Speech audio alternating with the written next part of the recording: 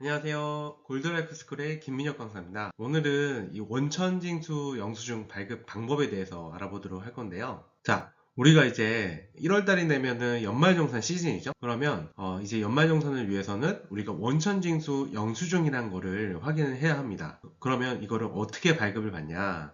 자, 일단 PC 버전으로 말씀을 드리면 홈택스에 우리가 사이트를 들어갑니다. 그러면 이렇게 우측 상단에 마이 홈택스라고 하는 화면이 보이실 거예요. 자, 그러면 요거를 클릭해 주시면 이렇게 연말정산 지급 명세서라는 메뉴가 왼쪽 편에 보이실 거거든요. 자, 그러면 요거를 클릭해 주시면 자, 오른쪽에 지급 명세서 지출 내역이라고 하는 화면이 보이실 거예요. 그래서 요거를 클릭해 주시면 우리가 기본적인 연말정산 서류를 떼실 수가 있고요. 그 다음에는 이제 모바일 버전입니다.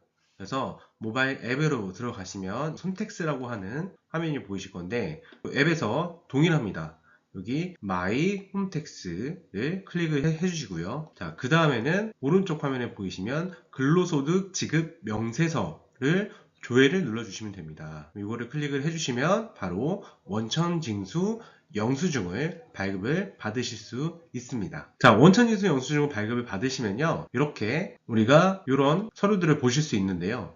그럼 이 서류를 본격적으로 우리가 어떻게 확인을 해야 하고 연말정산을 많이 받기 위해서는 어떤 방법을 통해서 우리가 연말정산을 받으실 수 있는지 꼼꼼하게 알아보도록 하겠습니다. 자, 그러면 일단 우리가 첫 번째 이 장을 보시면 기본적으로 상단에 소득을 내가 어느 정도 받았는지 확인을 하실 수가 있습니다. 그리고 그 아래쪽을 보시면 이 비과세 항목이라고 해서 내가 세금에 포함이 되지 않는, 세금을 내지 않는 항목에 대해서 보실 수 있는데요. 대표적인 게 바로 이 식대와 교통입니다.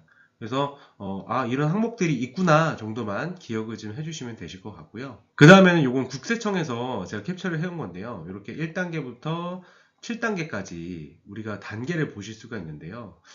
기본적으로 우리가 연말정산이라고 하면은 워낙 이 항목별로 우리가 알아야 할 것들이 많기 때문에 그 모든 것들을 다 외우실 수 없거든요.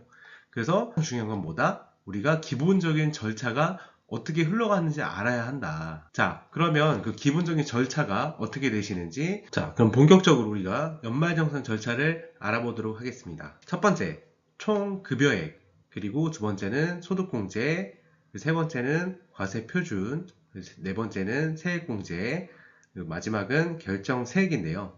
하나하나 좀 설명을 드리면 총 급여액이란 거는 일단 우리가 급여를 얼마나 받았는지 확인을 하는 거고요. 그 다음에 우리가 이 급여 받은 거를 바로 세금을 내지 않습니다. 나라에서는 우리 급여 받은 거에서 기본적으로 우리가 소득에서 몇 가지 빼줄게 라고 하는 소득공제 항목이 있습니다. 소득공제. 그리고 이 소득공제를 해주면 그 이후에는 실질적으로 우리가 세율을 매기는, 과세를 매기는 표준이 되는 그 소득이 결정이 되는데요. 그거를 바로 과세 표준이라고 얘기를 합니다.